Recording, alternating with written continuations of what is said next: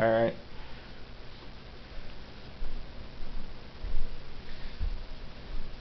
All right, this is my debut at doing the safety training. So we're here at Don Wendell. We'll go ahead and pass out our emergency operations guidelines here for you, and then we'll just kind of follow along with this. This doesn't exactly follow along with the PowerPoint presentation, so we'll pay more attention to the PowerPoint presentation, and then we can refer to this as we go on. So we have our PowerPoint presentation here. But first, I'd like to welcome you, Don. Of course, my name is Robert. I am your Chicago coordinator of Trails and Rails. I'm the Southwest Chief from Chicago to La Plata, Missouri. So we're going to start this morning session with our emergency operations guidelines. So you can see that okay? Very good. Okay. All right. Well, let's start out. First, a little introduction. What is the Trails and Rails program? And I know yourself, you've been in Trails and Rails for about a decade. You were on the Texas Eagle, and you were on the Empire Builder. Right. So don't have to delve into that as much.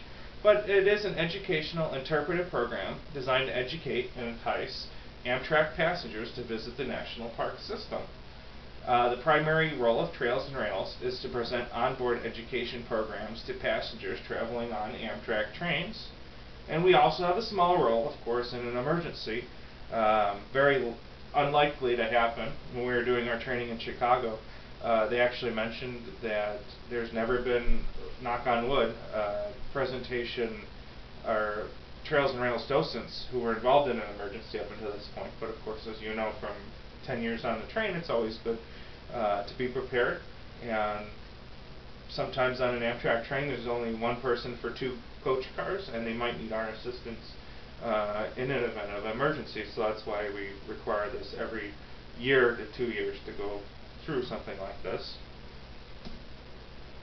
Before we begin our operations procedures, it's important to go through our non-disclosure statement. All information that we're going to cover, just this portion here during the emergency operations, is sensitive to the workplace environment, and it's considered proprietary and confidential. So I have a lot of rail fan friends who might be interested in some of this, so it's important that we don't share that with them.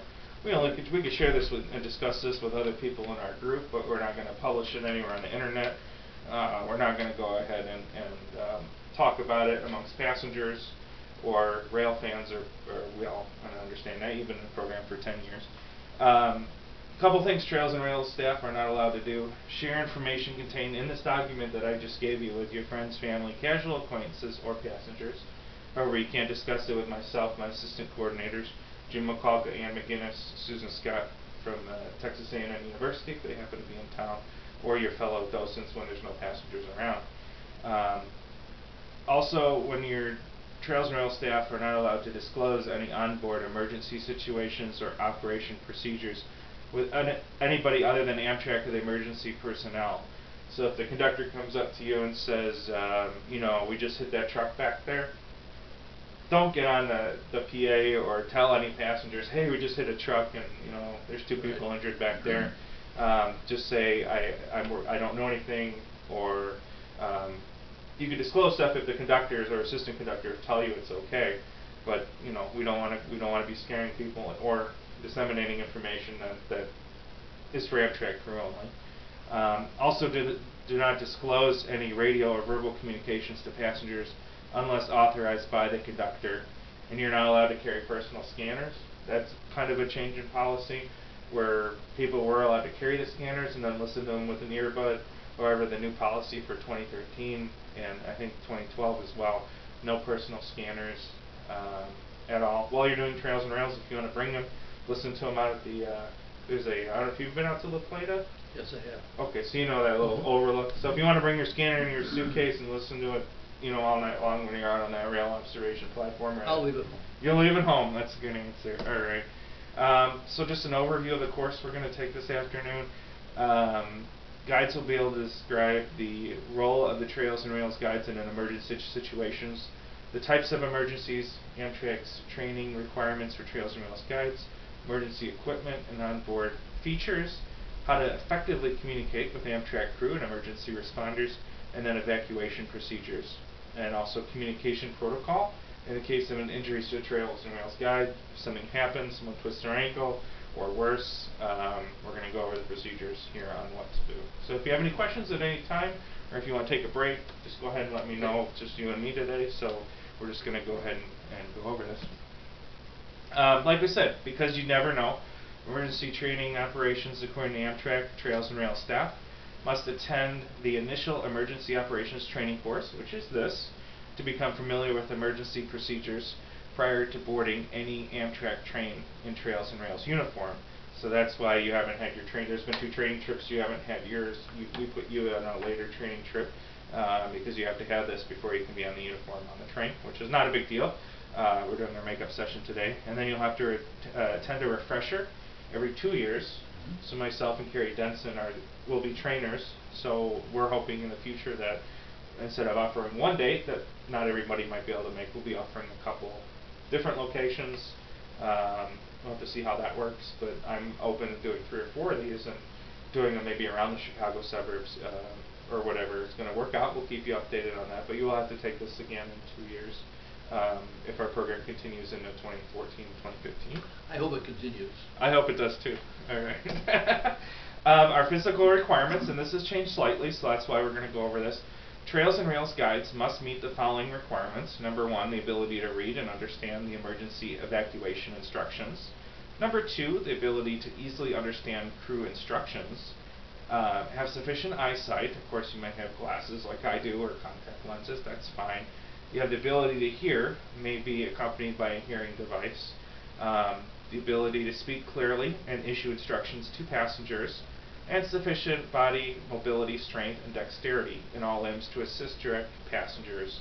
And there's in the handout, which you can look at later, are some specific actions that you have to physically be able to do. Trails and Rail staff must not perform any function that may cause harm to themselves, passengers, or crew members. We are going over this because even though this has always been the policy, this is being more strictly enforced this year. When you signed your document, you said that you were able to do all these, and if any point during this season or in the future, if any of these become a problem for you, let me know. It doesn't necessarily mean you'll be out of Trails and Rails. I mean, even something like where I could slip and twist my ankle and I'm not able to help, you won't be able to go and do your trips as necessary, but there is an auditor status where a couple people in our group have already decided that they can't do all this. So a couple of them are auditors where they'll get to go along and ride and observe and help out, but they won't count towards staffing and won't be able to narrate and wear the green uniform. So if at any point you feel like you have a change in your status, it's important to let myself or one of the 3 assistant coordinators know, and we'll go from there. Looking at this picture, you see a derailed superliner.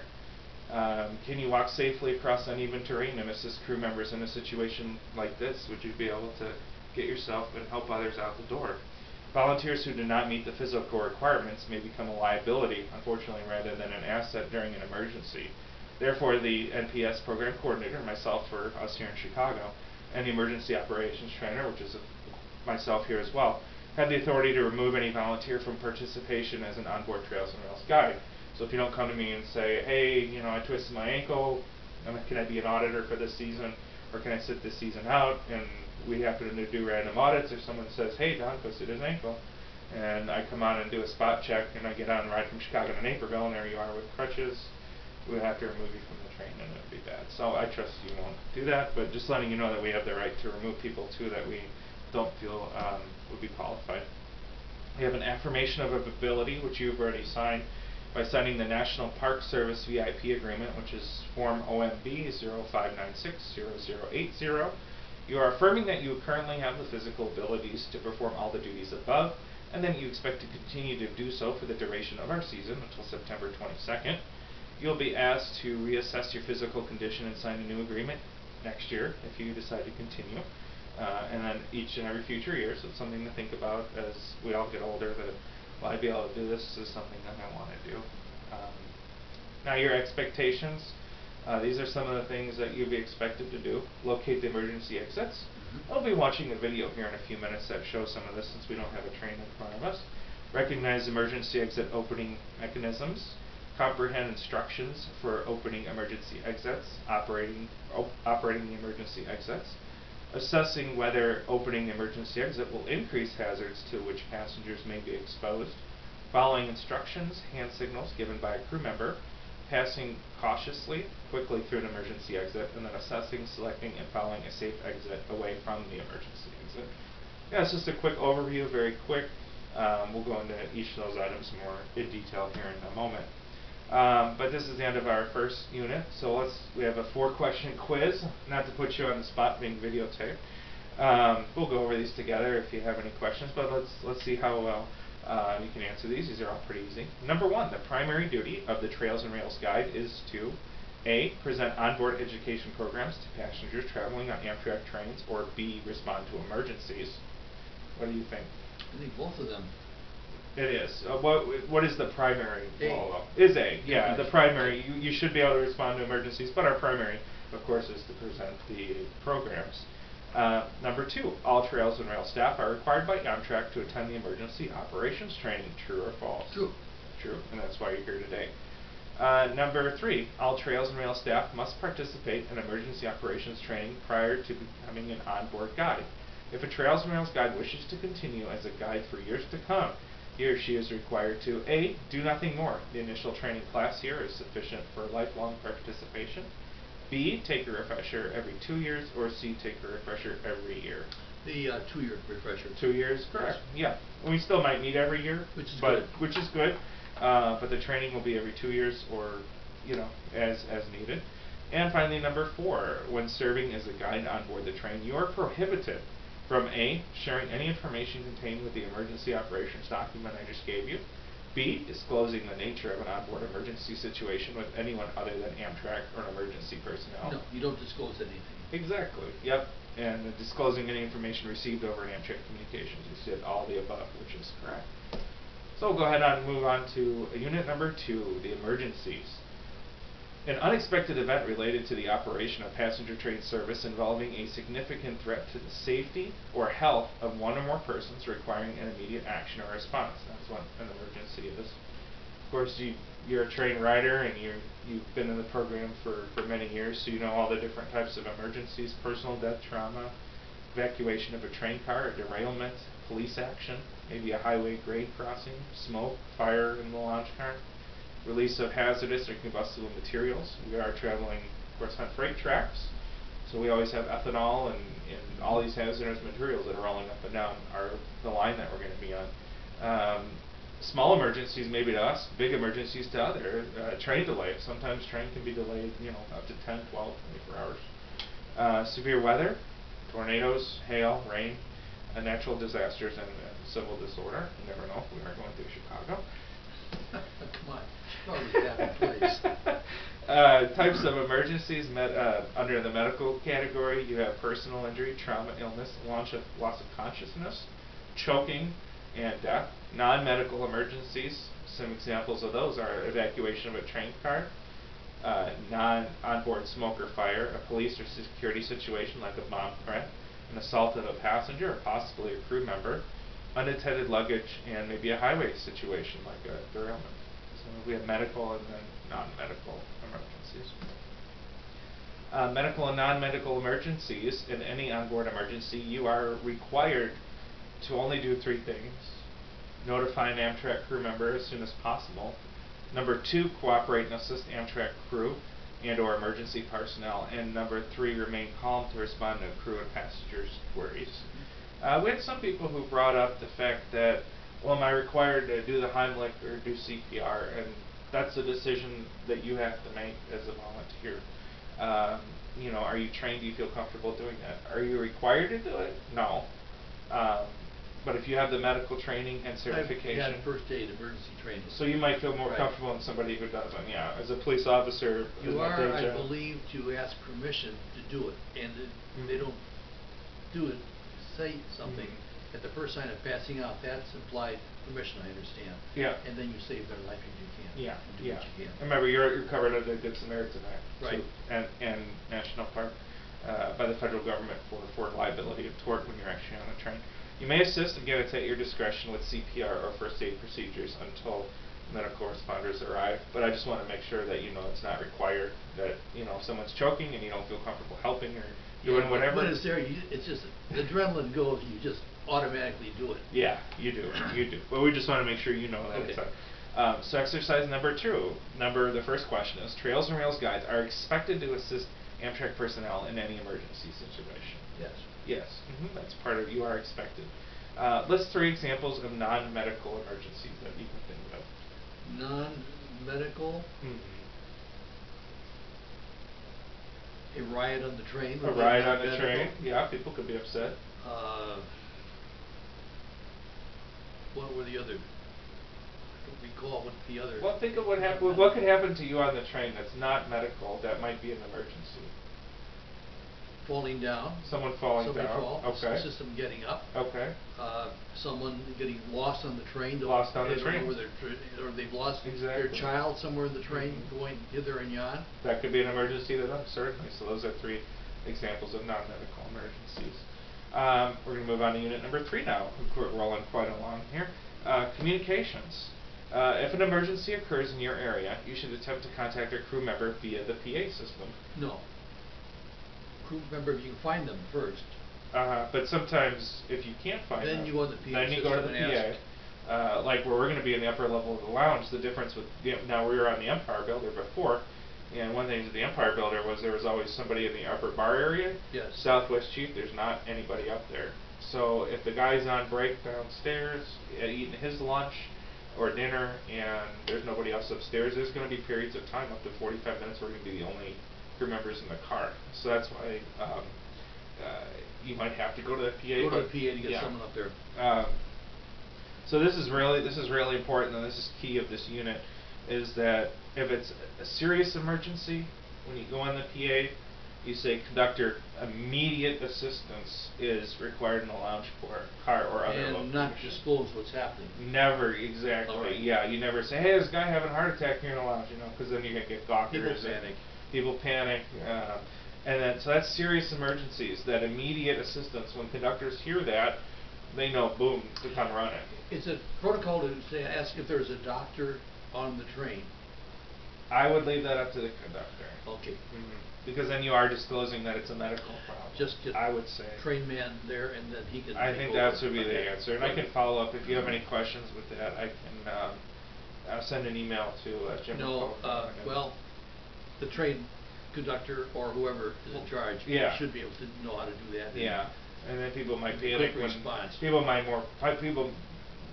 might panic more. Hey, is there a doctor in the car? Then conductor to the lounge car. Yes. So I would say, don't even do that. But non-emergencies. So emergencies, you know, someone's having a heart attack. It's serious, immediate assistance. And then non-emergency, just conductor, please report to the lounge car or sleeper car 15 or whatever. So again, non-emergency. Conductor, please report to the lounge. You know, if someone loses their kid, that's not not a serious emergency. And in an emergency, we ask them to come immediately. Immediately, yeah. That's important to remember. That key phrase, immediate assistance, is going to be key. Reporting the emergency if the train is disabled. Again, cars on their sides and no crew member is available. You need to call 911 from your cell phone. Amtrak's emergency number. So we should all have our cell phones with us and charged. I think it's a good idea, yeah. And even if I need to get a hold of you, or, you know, hey, the speakers are down, even small non-emergencies for us, yeah, it's good to have them. And there is going to be some areas, depending on your provider. I know especially between Galesburg and Fort Madison, and even Mendota to Galesburg, where there's going to be probably no reception. But sometimes you're still able to dial 911 even if you can't call anybody else but 911. Because sometimes they'll say emergency only, and then it'll go through. So yeah, keep your cell phone on you. You know, maybe if you know how to turn off the ringer, but just maybe have it vibrate. I don't know what kind of phone you have. That way it doesn't interrupt your program if somebody calls you, but you have it right there. I better turn mine off right now. You could do that, yeah. So we're not interrupted. All right. So there's an Amtrak emergency operations number, and I can send that out to an email. It might be in here. That's like Amtrak Police, and then contact the operating railroad so they can alert oncoming trains if you have that number. Which our entire route is the Burlington Northern Santa Fe, the BNSF. So I could put those numbers out in an email as we get closer, because it wouldn't hurt to. That would be good to have them. If there was a derailment, and especially our line, we have a lot of double-stacked container cars that are going 70 miles an hour. So I say, hey, you know, Amtrak, the wheel went off the track. You know, let them know right away, because they can.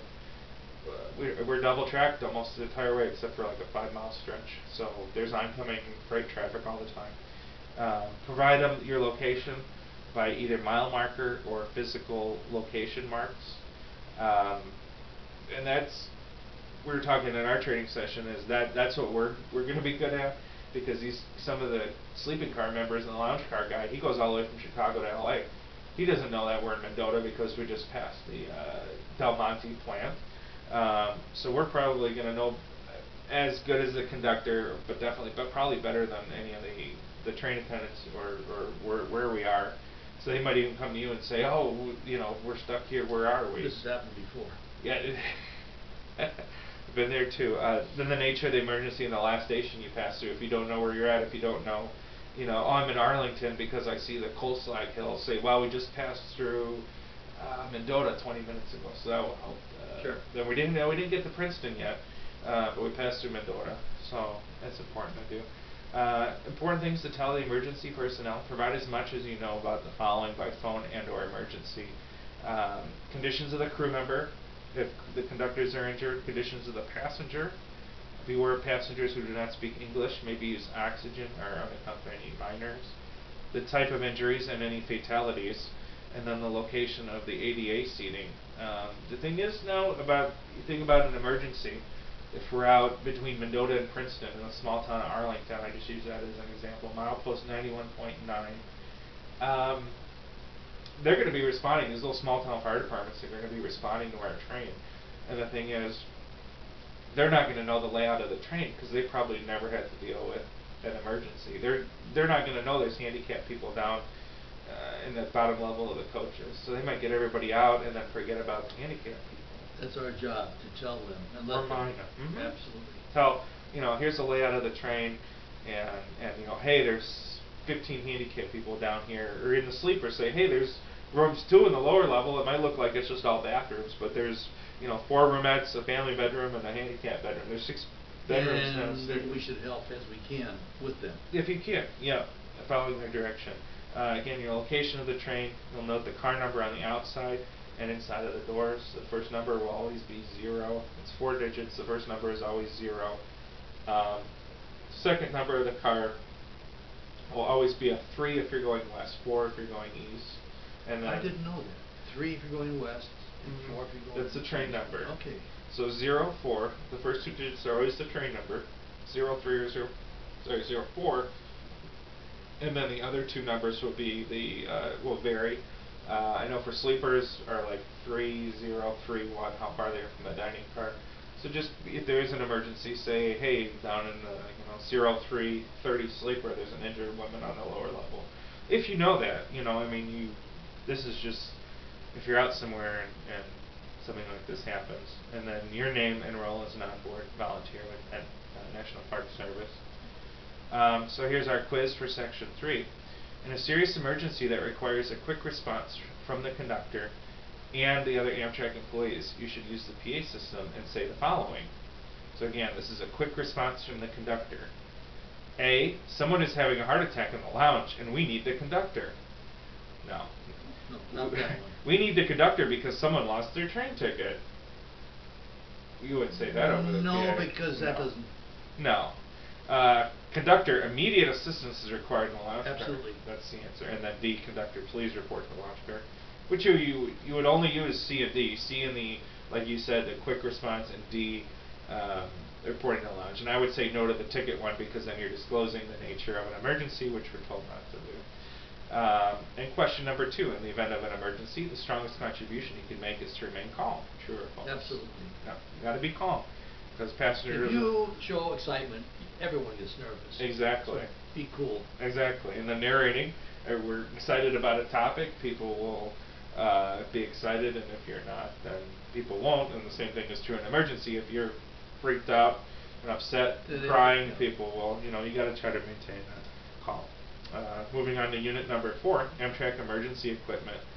Trails and Rails staff should understand that Trails and Rails programs operate primarily out of the lounge car, be able to locate onboard emergency features in the lounge car, and understand how to use the emergency equipment in the lounge car. And that's what we'll be going through. We have a couple of videos for you to watch here.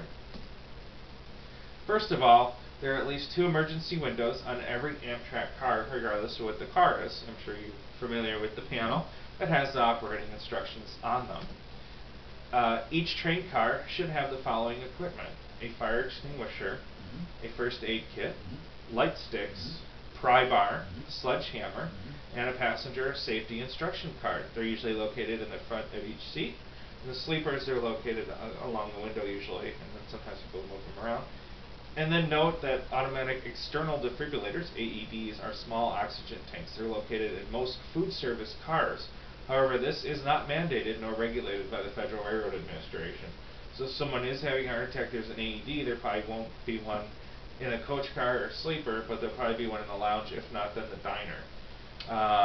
But there might not be there. They might not be there, as it says. You know, I think Amtrak is trying to put them in, but not everywhere, and it's not required that they be there. So if they are, don't go running around the coaches trying to find the AED. Go to the lounge car, which we're in, or possibly the dining car, which on the Southwest Chief is the next car actually, in the consist usually.